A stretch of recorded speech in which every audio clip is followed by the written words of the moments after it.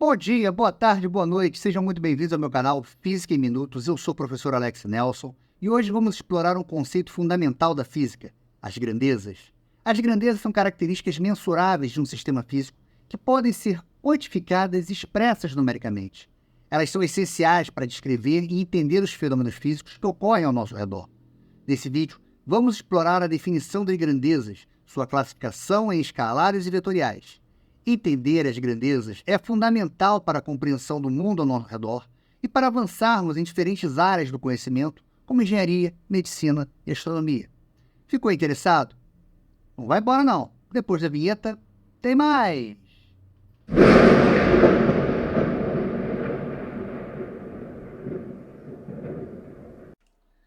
Muitas das vezes em nosso dia a dia, ao realizarmos experimentos e observações, é necessário fazer medições que irão auxiliar na compreensão das propriedades do mundo físico qual vivemos, o que nos leva muitas das vezes a fazer descobertas importantes, ajudando a validar ou a refutar teorias existentes. Tudo isso que nós medimos no nosso dia a dia tem um nome: grandeza. Grandeza é tudo aquilo que pode ser medido e comparado, e a sua análise é de extrema importância para a compreensão dos fenômenos físicos e a realização de cálculos em diversas áreas do conhecimento. Mas, Alex, o que seria um exemplo de grandeza? Nós podemos citar vários. Vamos pegar alguns que são mais usuais dentro do mundo da física. Massa. Você consegue medir a massa de dois objetos, né, e comparar. Você consegue medir a velocidade de um carro. Você consegue medir o deslocamento feito por uma pessoa, força aplicada, a aceleração adquirida por um móvel, o tempo gasto no determinado percurso.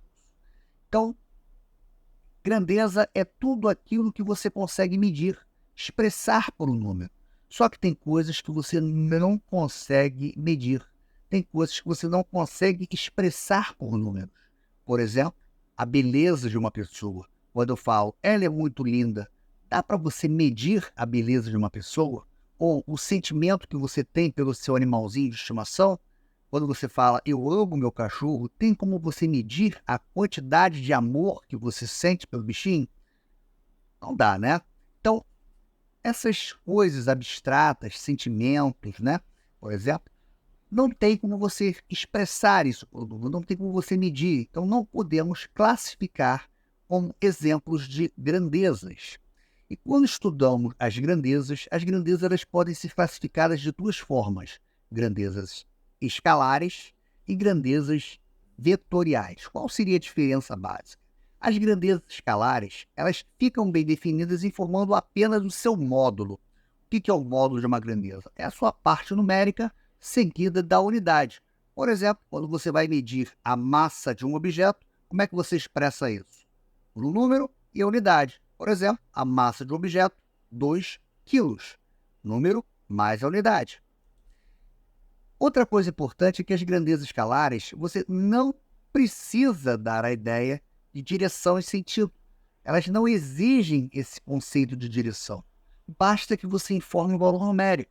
Então, quando uma pessoa te perguntar qual é a massa desse objeto, você jamais vai falar 2 quilos para a direita, 2 quilos para a esquerda.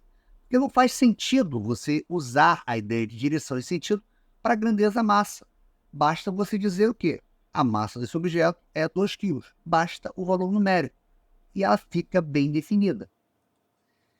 Exemplos, né, de grandezas escalares, nós temos a massa, nós temos o tempo, nós temos o volume. E as grandezas vetoriais? As grandezas vetoriais são aquelas que, além do valor numérico, além do seu módulo, elas precisam, para ficar bem definidas, aí sim, você tem que dar a ideia de direção e sentido. Então, força, velocidade, deslocamento.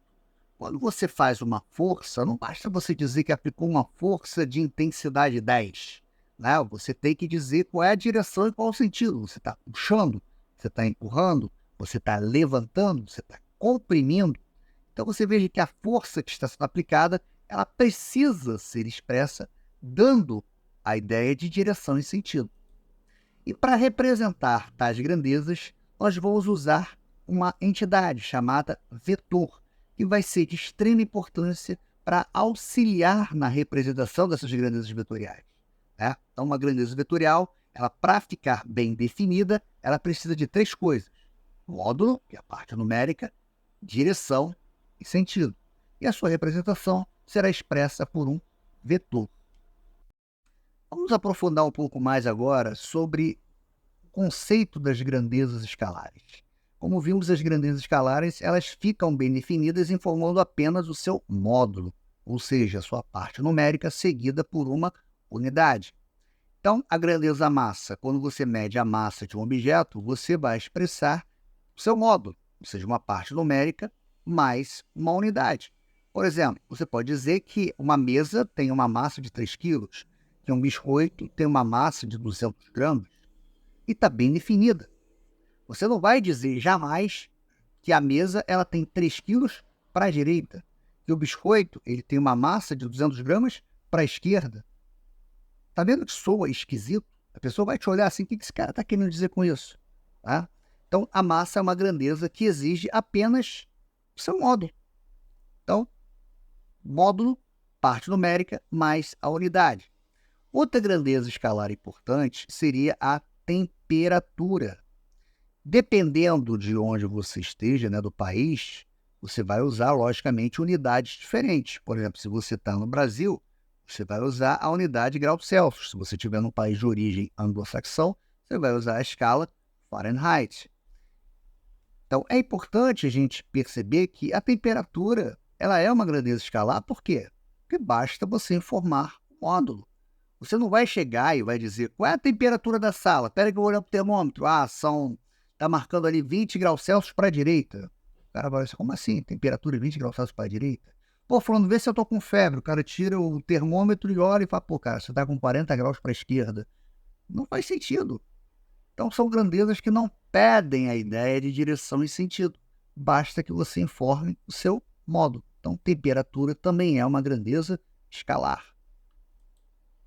Aqui eu tenho 2 grandezas em destaque, volume e capacidade, ambas grandezas escalares. Por que eu coloquei essas duas? Para tirar justamente essa diferença, né? As pessoas já acabam confundindo o que é volume e o que é capacidade. O volume, para a gente entender, vamos pegar aquele conceito básico que a gente aprende lá embaixo, na tia da 4ª série. O que é matéria? Tudo que tem massa e ocupa lugar no espaço. Lógico que hoje tem uma definição melhor para matéria, mas vamos nos concentrar nesse conceito que a gente aprende, aquele conceito básico lá da 4ª série, aquele conceito inicial. Tudo que tem massa ocupa lugar no espaço. Então, isso aqui é matéria. Ele ocupa lugar no espaço? Sim, ele está ocupando um lugar no espaço. O volume é justamente esse espaço que a matéria ocupa.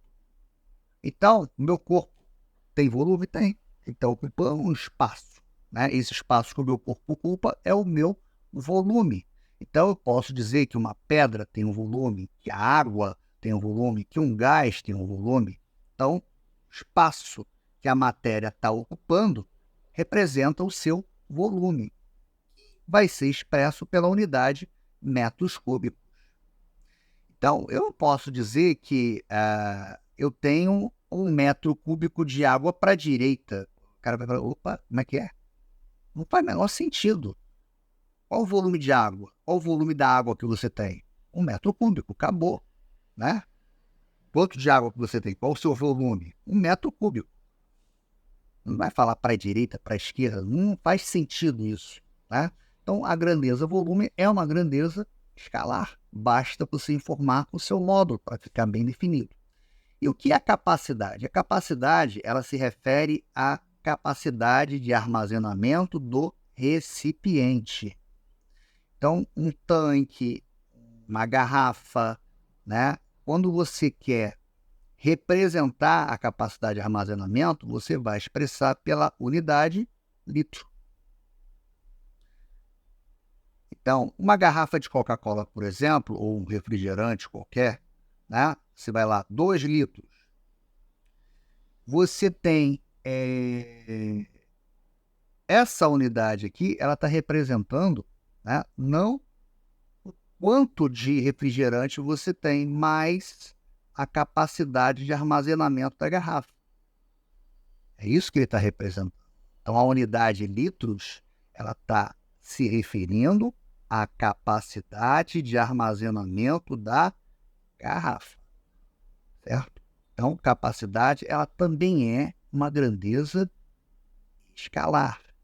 Então, você não vai dizer que, eu tenho uma piscina de 10.000 litros para a direita. Como assim? O cara vai ficar olhando para a tua cara com... Como assim, cara? Você vai dizer que minha piscina tem 10.000 litros. Acabou.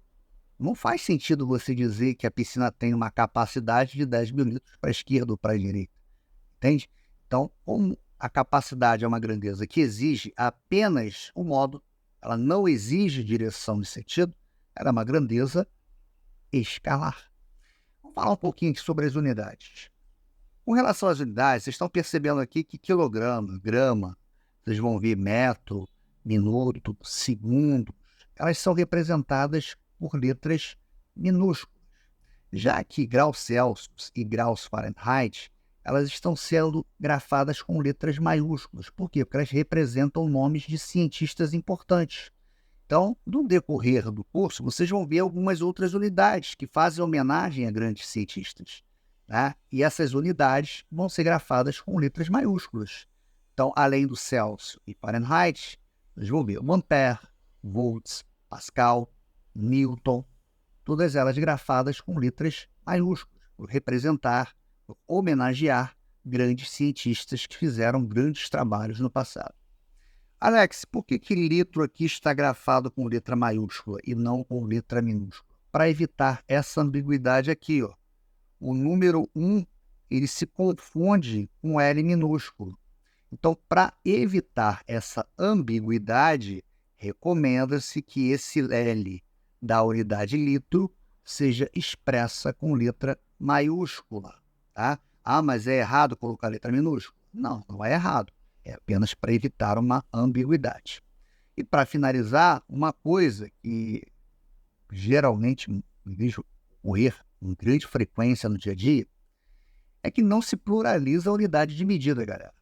Então, por exemplo, quando você vai expressar a unidade metro, 1 metro, 2 metros, 3 metros, veja que você coloca o M.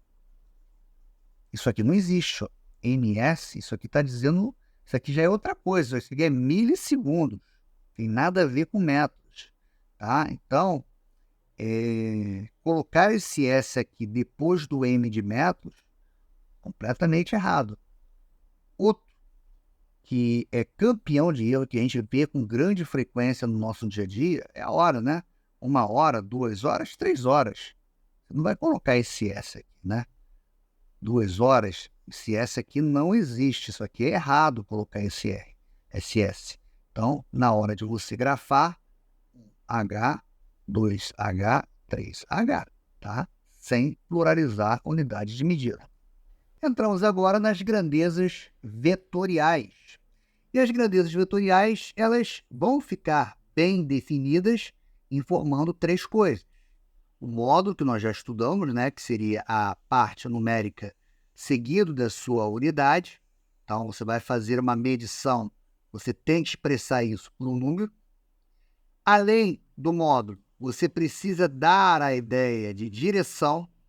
E aí, no caso, nós vamos ter 2 tipos de direção, a direção horizontal e a direção vertical. E dentro da direção, você pode ter, logicamente, 2 sentidos, tá?